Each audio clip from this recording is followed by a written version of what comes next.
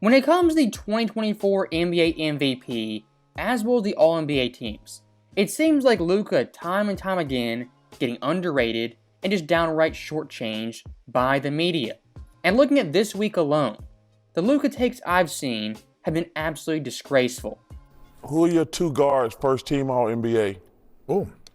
Shai Gilgeous-Alexander. But here's the deal. You don't have to limit it to two guards. It's positionless. But if I had to go to Positionless. Anthony Edwards, if I had to go to Anthony Edwards and Shai Gilgeous-Alexander. Over Brunson? Over Doncic? And Over Doncic? yeah, that would be second team. Whoa. Yeah. So stopping it right there, when it comes to inside the NBA, all those guys are legends in their own right. But looking at Kenny Smith, a lot of his takes as of late, to me, prove he isn't watching basketball on a daily basis. As Luka this year not being first team All-NBA after having his best season, that makes really zero sense. And if you want to talk from a team perspective, Dallas, they just clinched 50 wins and a top 5 seed in the West. And the icing on top of the cake, Luka as an individual, 34, 10, and 9 on 49% shooting, and from 3, 38%. I know voter fatigue is a real thing, but for Luka Doncic, he's already got that before turning 26 years old. And Kenny having this take, it's just him being different for the sake of being different. And when it comes to SGA and Edwards, those guys have had great seasons. And I think Edwards, he'll be second team All-NBA, and SGA will be first team, just like Luka. But comparing Edwards versus Luka as individual players, All-NBA players, I mean, not even close. SGA, you can make an argument, he's had a better season than Luka, I wouldn't buy it, but an argument can be made. And luckily for us, Kenny Smith doesn't actually have a vote for All-NBA teams or the MVP. And if he actually made this pick, giving some historical context, in league history, there have been 25 players to have at least 33 points per game. Out of those 25, only 2 players didn't make first team All-NBA.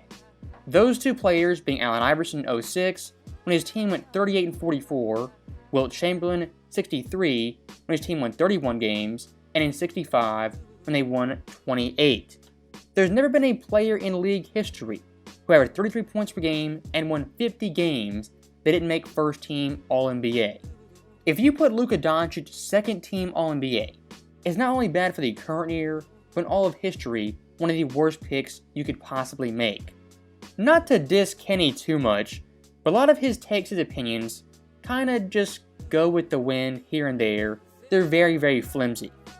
And speaking of flimsy, we have the official NBA.com MVP rankings. And these rankings, really the past couple months, have been trash every single time. As around mid-January, someone like Tatum was ahead of Luka on their list. And looking at their final ratings drop, number 1, Jokic, 2, SGA, and 3, Luka. Now, seeing that list, you might say, well, being third isn't really that bad, that disrespectful. And to an extent, you are right. But here's the thing. NBA.com just a week ago had Luka second, SGA third. Now in a span of a week, what happened from Luka being second to now being third? Here's what happened.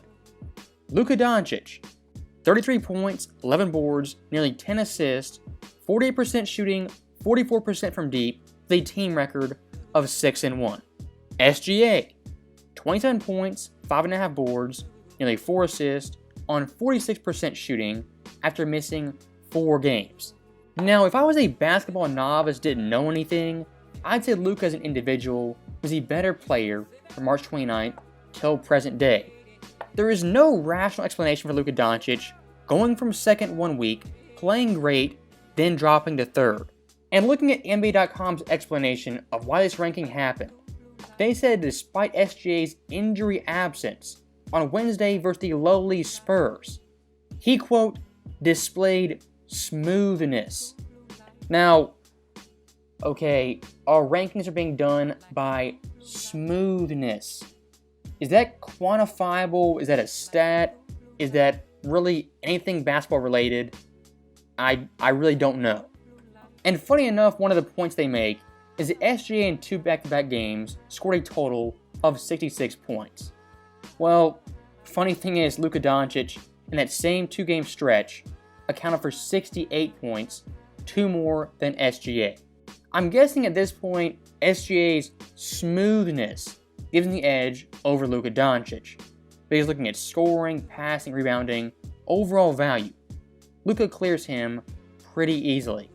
And one last thing I do want to tackle that went way under the radar was Lou Williams on a FanDuel podcast talking Clippers versus Mavericks in the first round. In the playoffs, if they take away some of the things that make Luka comfortable, if they take away some of the things that Kyrie does that makes him comfortable, who's that third guy on the Dallas Mavericks who can carry you to some wins, who can make big shots for you, who can carry you down the stretch? Who's that guy? With the Clippers, you can go Terrence Mann, you can go Norman Powell, you can go Russell Westbrook. Oh, and you can go James Harden, by the way. Now, stopping Lou right there, arguing Dallas with Kyrie and Luka, somehow the defense is going to shut them down, disrupt them, I just really do not buy. And looking at Luka's third option, what's so great about this team? It can be Tim Hardaway, it can be Gafford, PJ Washington, a number of players. I mean, this Dallas team, top to bottom, in terms of overall fit, the best team Luka Doncic has ever had. And with that being said, looking at past playoff series versus the Clippers, Luka in those series wasn't stopped in the slightest.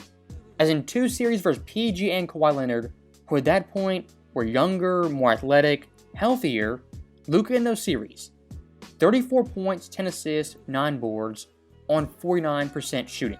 He scored 40 plus points 5 times, had 46 in a Game 7, and an iconic buzzer beater in 2020. The Clippers teams at that point, defensively, were much, much better. 2020 a top 5 defense, and 21 ranked 8th. If Luka versus those Clippers teams, which are far better defensively, could put up those numbers, those stats, nobody is slowing him down.